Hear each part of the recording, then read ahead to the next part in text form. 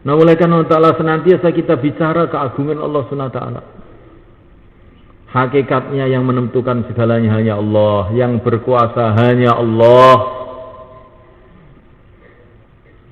Raja-raja tidak berkuasa, yang berkuasa hanya yang menciptakan raja-raja itu Allah Subhanahu wa taala.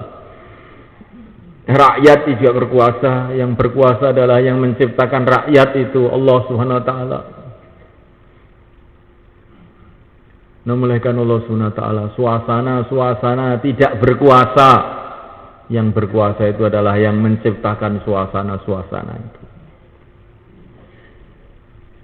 Ya, ini karena situasi dan kondisi. Iya. Situasi dan kondisi. Situasi dan kondisi itu ada yang menciptakannya, ada yang mengaturnya, yaitu Allah. Jadi jangan ikut situasi, jangan ikut kondisi. Ikutlah yang menentukan situasi, menentukan kondisi.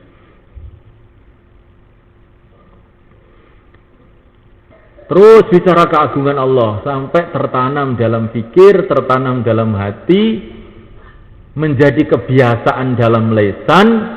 La ilaha illallah. Lisannya selalu mengucapkan, pikirannya selalu usaha memahami, hatinya merasakan. Lisannya mengucapkan, pikirnya memahami, hatinya merasakan bahwa seluruh makhluk itu pada hakikatnya tidak ada, hanya diadakan oleh Allah. Tidak hidup, hanya dihidupkan oleh Allah. Tidak bisa apa-apa tanpa Allah. La haula wala quwata illa billah. Tidak ada usaha, tidak ada kekuatan kecuali dengan Allah. Nah, kalau ini sudah tertanam dalam hati, difahami dengan otak, dimulai dengan senantiasa dibicarakan dengan lisan, maka akhirnya orang itu pikirnya siang dan malam, bagaimana saya taat kepada Allah, bagaimana saya ditolong oleh Allah, itu aja. Bagaimana saya diridhoi oleh Allah, bagaimana saya ditolong oleh Allah. Pikirannya hanya untuk taat kepada Allah saja. Kalau di sawah yang dipikirkan bukan bagaimana dapat hasil sawah. Yang dipikirkan pertama, bagaimana taat kepada Allah di sawah. Karena ini sawah ini milik Allah, saya hamba Allah. Kalau saya taat kepada Allah, selamat saya. Kalau saya tidak taat, nanti bahaya. Adapun hasil sawahnya itu ada hasilnya, tidak ada hasilnya. Itu sudah ditulis oleh Allah di perut ibu kamu dulu, hasilnya berapa. Rizki itu sudah ditulis oleh Allah. Jangan mentarget-target rizki, nggak ada gunanya. Yang kamu targetkan bagaimana kita taat pada Allah. Nggak usah ditarget ekonomi, itu nggak usah ditarget. Tapi yang ditarget itu bagaimana taat kepada Allah dalam urusan ekonomi kita. Targetnya taat kepada Allah dalam jual beli kita. Targetnya taat kepada Allah urusan pertanian kita. Nah, kalau begitu yang kita pikirkan, justru nanti Allah akan memberkati kehidupan kita ini. Ekonominya jadi barokah. Tapi kalau yang ditarget itu labanya, hasilnya, materinya, tidak, yang ditargetkan bukan taat kepada Allah, akhirnya celaka kita. Kita akan berani makan yang haram, berani bikin riba. Kalau saya nanti utang piutang dengan riba, maka hasilnya begini. Maka uangnya dititipkan di bank, didepositokan di bank. Sudah dipikir, dihitung. Nanti kalau 1 juta 1 tahun saya dapat 2 juta. Masya Allah. Sudah dihitung. Ngerti-ngerti banknya bangkrut, 2 juta hilang semua. Dan ini terjadi di seluruh dunia. Karena ini apa yang ditargetkan tuh uangnya, bukan yang ditargetkan agamanya. Nah, mulaikan Allah Ta'ala, Allah Subhanahu Wa Ta'ala itu bisa mendatangkan bahaya dari segala arah, bisa juga mendatangkan manfaat dari segala arah. Ada orang itu gajinya 1 juta, ada gajinya 10 juta. Tapi yang 1 juta ini barokah, sehingga untuk makan cukup, untuk keluarga cukup, untuk anak-anaknya cukup. Yang 10 juta ini tidak barokah. Begitu uangnya datang, istrinya rewel minta belanja, anaknya rewel minta mainan, ya. Yang satu kena narkoba, yang satu jadi maling, ya. Setelah uang masuk di saku, tahu-tahu ingin ngeluyur lagi, ya. Semrawut, sehingga rumah itu semrawut. Kelihatannya uangnya 10 juta. Tapi ternyata 10 juta tadi bukan menyelesaikan masalah, tambah semrawut semua. Anaknya semrawut, istrinya semrawut, dia sendiri juga semrawut. Jadi malaikat Allah Ta'ala ini kalau orang itu mentargetkan materi jadinya kayak begitu. Yang kita targetkan itu taat kepada Allah. Yang penting saya taat kepada Allah dalam segala urusan saya. Nanti Allah Subhanahu Wa Ta'ala akan memberikan kebaikan-kebaikan. Sudah gitu aja. Wa man yattaqillaha yaj'al lahu makhraja wa yarzuqhu min haitsu la yahtasib. Barang siapa yang takwa, maknanya itu taat, menjauhi larangan, Allah kasih jalan keluar dari segala kesulitannya, dan Allah memberikan rizki kepada dia dari tempat-tempat yang dia tidak sangka-sangka. Nah, mulaikan Allah Ta'ala, bagaimana supaya kita taat kalau kita ini tahu bahwa kita ini butuh kepada Allah, hajat kepada Allah, 24 jam kita perlu pertolongan Allah, ya kita ini akan taat sama Allah. Tapi kalau kita ini bisa merasa hidup sendiri, bisa mati sendiri, dunia saya sendiri, sawah saya sendiri, rumah saya sendiri, ini uang saya sendiri, ya kita nggak akan bisa taat.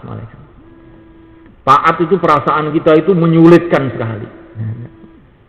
Taat kepada Allah itu merugikan, menyulitkan kehidupan saya ini. Tapi kalau kita ini punya kepahaman, saya ini tiap nafas perlu bantuan Allah, perlu pertolongan Allah. Setiap detik saya ini perlu pertolongan Allah dalam segala urusan saya. Istri saya yang saya cintai itu kalau tidak ditolong oleh Allah, dia akan berkhianat, hilang ke Singapura dia nanti. Dicari nggak ketemu, jadi apa sana? Masih jadi manusia atau jadi kucing nggak tahu. Anak saya yang saya sayang ini kalau nggak ditolong oleh Allah, nanti akan jadi begajul anak saya ini. Bahkan diri saya ini kalau tidak ditolong oleh Allah SWT akan mampus, akan hancur. Maka saya ini berhajat kepada Allah 24 jam, tiap detik, tiap menit, dalam segala urusan. Sawah saya kalau tidak ditolong oleh Allah nggak akan panen. Kalaupun panen hasilnya nggak barokah, jadi masalah. Pabrik saya kalau nggak ditolong oleh Allah nggak akan berhasil. Kalaupun mendatangkan hasil akan menjadi semrawut dalam kehidupan saya. Nah, kalau orang itu punya kepahaman begitu, akhirnya yang dipikir pertama bagaimana taat pada Allah.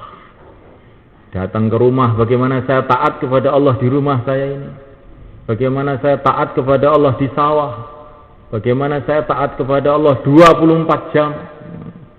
Supaya malam ini saya bisa selamat, saya harus taat kepada Allah malam ini. Supaya siang ini saya selamat, maka saya harus taat kepada Allah siang ini. Maka semakin kalau orang itu pikirannya taat kepada Allah, nah akhirnya kehidupannya jadi kehidupan takwa, akhirnya barokah datang dari segala arah. Kehidupannya menjadi kehidupan yang bahagia. Seperti kehidupan para nabi, para sahabat, para wali-wali Allah. Jadi dimulai dengan senantiasa bicara tadi itu semua malaikat. Bicara keagungan Allah. Saya ini hamba Allah, di bawah kolong langit Allah, makan rizki dari Allah. Saya perlu pertolongan Allah. Setiap waktu, setiap saat, setiap urusan saya perlu dengan Allah. Kamu mau pergi mana, Kang? Saya ada perlu dengan Pak Siman. Kleru. Saya punya perlu dengan Allah. Kemudian Pak Siman. Pertama itu Allah. Yang menggerakkan Pak Siman itu Allah. Pak Simon juga yang menggerakkan Allah. Hajat kita ini kepada Allah. Saya punya perlu dengan keluarga. Kleru kamu. Perlu dengan Allah. Baru dengan keluarga. Saya perlu dengan beras, tidak perlu dengan Allah yang menciptakan beras, baru beras. Ya, saya ini ya macam namanya manusia, ya perlu makan kok Pak, suruh ke masjid saja. Kleru kamu itu. Perlu dengan Allah yang menciptakan makanan, begitu loh. Kalau kamu sudah bilang perlu makan itu namanya lupa kepada Allah kamu itu. Nanti dapat makanan lupa kepada Allah, Masya Allah. Dapat nasi satu piring, tapi kalau nanti dapat murka kepada Allah, Masya Allah. Jadi apa kamu nanti? Jadi semulaikan Allah Ta'ala, hajat kita itu hanya kepada Allah. La ilaha illallah. Makhluk itu hanya asbab, makhluk itu juga makhluk Allah. Sawah makhluk Allah, istri makhluk Allah, anak makhluk Allah, saya makhluk Allah, presiden makhluk Allah, menteri makhluk Allah, tidak bisa buat apa-apa tanpa Allah. Nah, kalau orang sudah paham begini ini, di mana saja ingat pada Allah. Alladzina yadhkuruna Allah qiyaman wa qu'uda wa 'ala junubihim, berdiri, duduk, berbaring mengingati Allah. Namanya Allah Subhanahu wa taala. Dan kemudian senantiasa kita ini bicara mengenai pimpinan kita, junjungan kita, yang telah diutus oleh Allah untuk menuntun kita menuju ridha Allah, menuju surga Allah, menuju kemuliaan yang kekal abadi, keselamatan yang kekal abadi, yaitu yang mulia baginda Muhammad alaihi salatu wassalam. Senantiasa kita bicarakan, kita ini hidup ini punya pimpinan. Umat Islam itu hari ini perlu pimpinan. Sudah punya pimpinan kok perlu pimpinan, bagaimana tuh kamu itu? Sudah dikasih pimpinan oleh Allah kok cari pimpinan lagi, itu gimana kamu itu?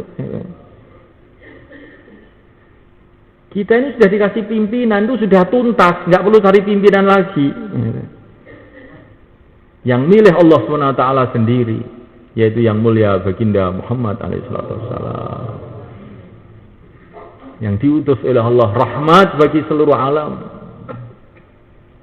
barokah untuk seluruh alam, sehingga semulaikan Allah Ta'ala kita ini mencintai baginda Nabi, mengikuti kehidupan Nabi, mencintai ilmu-ilmunya Nabi, mencintai orang-orang yang membawa ilmunya para Nabi, membawa ilmunya Rasulullah SAW, itu para sahabat, para imam-imam, para ulama-ulama. Jadi sudah mulaikan Allah SWT. Sehingga kebahagiaan kita, kesenangan kita hanya satu saja, mengikuti Rasulullah SAW. Karena inilah manusia terbaik.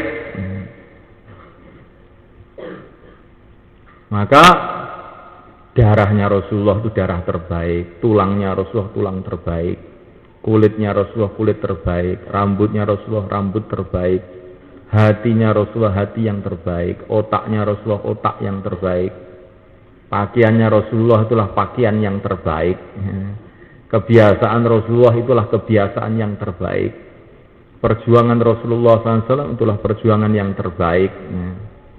Ditanamkan betul dalam hati, sehingga timbul kecintaan kepada Rasulullah itu melebihi cinta kita kepada ayah kita, ibu kita, anak kita. Itu anak kita yang masih umur 3 tahun itu ditalkin, diajari. Nak, siapa manusia yang paling kamu cintai? Baginda Muhammad sallallahu alaihi wasallam. Ditanamkan mulai kecil, tanamkan.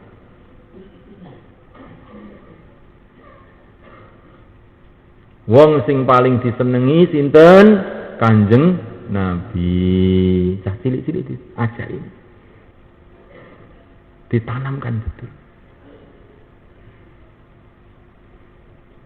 Saya itu hamba Allah, saya itu umat Rasulullah SAW. Ini ditanamkan mulai kecil. Bahkan mulai bayi lahir. Asyhadu an la ilaha illallah, asyhadu anna Muhammadar Rasulullah. Mulai bayi lahir, hayya 'alas shalah, diajak hubungan kepada Allah dengan sholat. Ini senantiasa kita bicarakan hari-hari. Sehingga dunia ini jadi jelas kita ini yang diikuti itu, nggak bingung. Kalau yang diikuti Rasulullah SAW, maka kita ini nggak akan jadi bingung. Tapi kalau kita mencari pimpinan yang selain Rasulullah SAW, pasti kita ini akan bingung. Karena tidak mensyukuri nikmat. Tidak mensyukuri nikmat. Tidak ada nikmat yang lebih besar setelah iman melebihi Rasulullah SAW. Maka Bani Israel itu semulaikan Allah Ta'ala, Allah telah mengutus Nabi Musa kepada Bani Israel. Kemudian Nabi Musa itu mengajak Bani Israel untuk hijrah ke Palestina. Yang asalnya mereka di Mesir, diajak hijrah ke Palestina. Nah, oleh karena Allah Ta'ala, tapi Bani Israel itu nggak mau semuanya. Mereka mengatakan inna fiha qauman jabbarin wa inna lan nadkhulaha abadan ma damu fiha. Di Palestina itu ada orang yang galak-galak. Kami tidak berani masuk ke sana. Tetapi kalau orang yang galak-galak di Palestina itu sudah nggak ada, ya insya Allah siap kita. Ini wataknya Bani Israel. Pokoknya siap taat, asalkan tidak ada risiko. Tapi kalau ada risiko, nanti dulu. Ini sifatnya Bani Israel.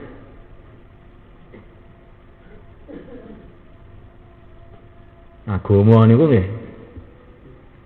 Saya mawon wong agama. Tapi nek sing eneng risikone sing rada abot-abot niku nggih mengke mawon. Niku Bani Israel.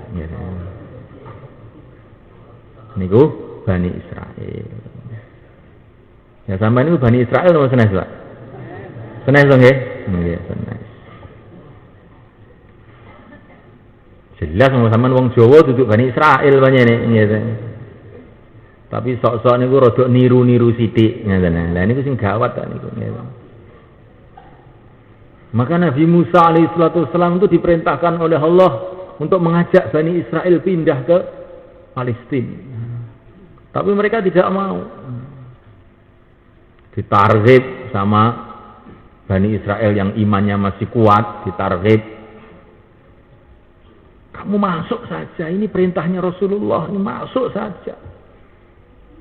Nanti kalau kamu masuk sana mengikuti Rasulullah SAW, pasti kamu akan ditolong oleh Allah. Tapi mereka nggak mempan, ditargib nggak mempan. Karena sudah tertanam rasa takut pada makhluk itu sudah tertanam. Ditargib sampai yang nargib itu kesel ya, sudah nggak mempan. Pokoknya nggak mau. Targib lagi. Akhirnya jawabannya itu, masya Allah, nyelekit. Mbun jenengan berangkat ya mbak mawon. Ini Bani Israel malaikat. Ya. Ditaskil, ditargib, disemangatkan. Jawabannya terakhir, idhab anta wa rabbuka faqatila inna hahuna qa'idun. Pergilah engkau hai Musa bersama Tuhan kamu, berjuanglah kamu bersama Tuhan kamu, kami duduk saja di sini. Jadi ini Gusti Allah kan maha kuat, maha kuasa. Mbon sampean berangkat ditulung Gusti Allah, kula tak lungguh mau teng mriki. Ditaskil genten naskil, ya. Ini Bani Israil malaikat. Maka malaikat Allah Ta'ala akhirnya Allah murka kepada Bani Israil. Apa murkanya Allah yang datang? Bani Israil dibikin bingung oleh Allah. Mereka masuk di satu lembah, di satu padang pasir. Mereka itu puter aja di situ, nggak bisa keluar mereka. Pagi berjalan, perasaannya mau meninggalkan tempat itu. Sore nanti tahu-tahu sudah sampai ke tempat pertama lagi. Loh, kok sampai ke sini lagi? Jalan lagi. Nanti sore sampai ke situ lagi. Loh, kok ke sini lagi? Bingung aja. 40 tahun. Bingungnya itu 40 tahun. Nggak ketemu jalan. Sampai Nabi Musa alaihissalam wafat. Akhirnya Allah SWT mengutus Nabi Yusha datang kepada mereka. Mereka sudah capek betul kebingungan 40 tahun ini. Maka mereka katakan, hai Nabiullah, hai Nabi Yusha, kita sudah kebingungan di sini 40 tahun. Terus bagaimana jalan keluarnya? Maka Nabi Yusha alaihissalam bertanya, lah kamu dulu kok bingung itu kenapa toh? Ya dulu itu disuruh Nabi Musa pergi ke Palestina, kita nggak mau, akhirnya dihukum bingung di sini. Ya jawabannya sudah jelas toh kalau begitu.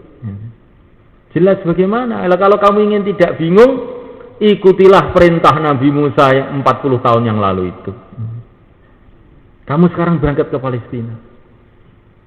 Nanti kalau perintah Nabi Musa yang dulu itu kamu kerjakan, nanti kan hilang bingungnya.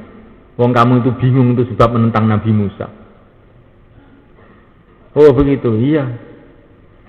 Bismillah pokoknya ikut Nabi Musa lagi. Berangkat ke Palestina. Baru niat saja sudah belak. Oh ini toh jalannya. Amblas langsung sampai ke Palestina. Dalam satu hari saja orang-orang galak di Palestina itu sudah lari semua, sehingga Palestina dikuasai sama Bani Israel. Nah nasib umat Islam sekarang itu begitu itu semuanya.